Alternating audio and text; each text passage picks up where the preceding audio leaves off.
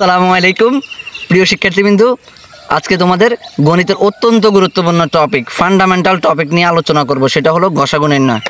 গসাগুয়ের পূর্ণরূপ। গসাগুয়ের full form কি? গরিষ্ঠ সাধারণ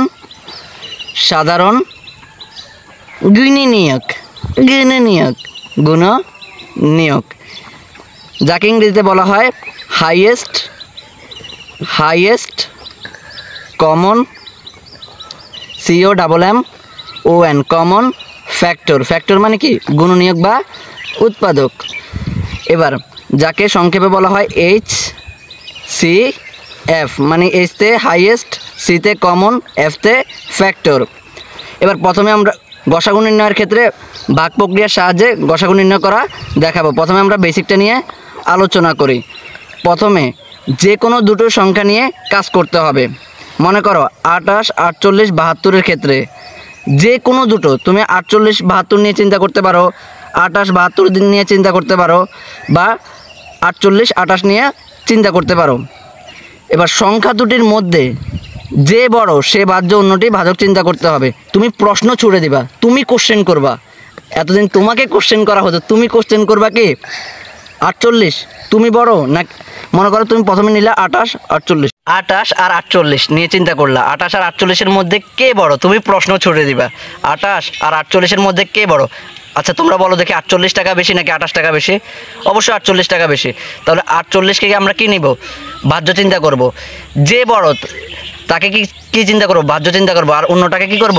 আমরা যখন 28 আর 48-এর মধ্যে চিন্তা করলাম তখন 48 বড়, তাহলে 48-কে কী করব? ভাজ্য চিন্তা করব। 28-কে কী করব? ভাজক চিন্তা করব। আমি বুঝাইলাম, সংখ্যা দুটির মধ্যে যে বড় সে ভাজ্য, অন্যটি ভাজক চিন্তা করতে হবে। এবার 48 ভাজ্য 28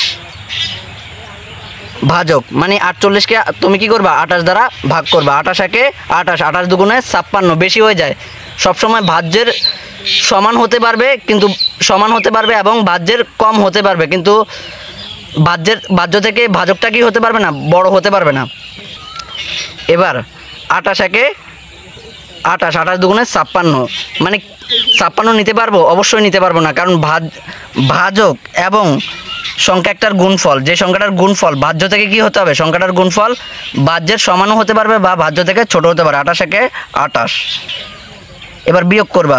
তোমরা তো জানোই, ইন্টারেস্টিংভাবে তোমরা জানো না, ভাগের অপর নাম বিয়োগ। এ দেখো বিয়োগ করি, 8 বিয়োগ করলে কত হয়? 0। 8 বিয়োগ করলে 0। 8 বিয়োগ করলে 0। 4 টাকা থেকে 2 টাকা বিয়োগ করলে কত হয়? 2 টাকা।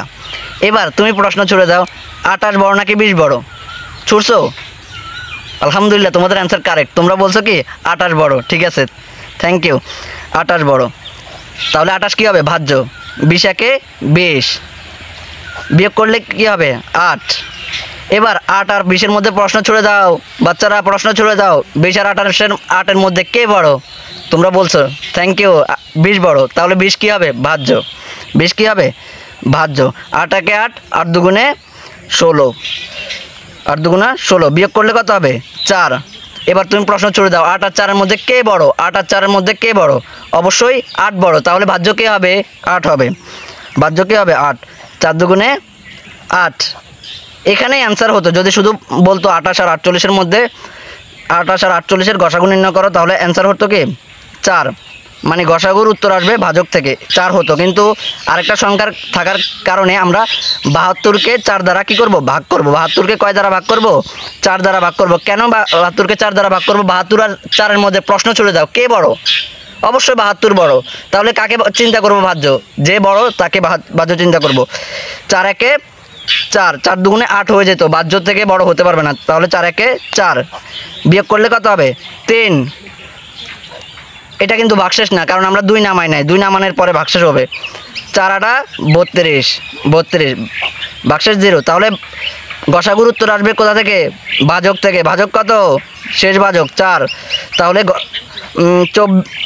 28, 48, 72-এর গসাগু কত? এর গসাগু হবে 4। প্রিয় শিক্ষার্থীবৃন্দু, আজ আর নয়, তোমাদের সুস্বাস্থ্য দীর্ঘায়ু কামনা করে আজকের ক্লাসটি এখানেই শেষ করছি। আসসালামু আলাইকুম।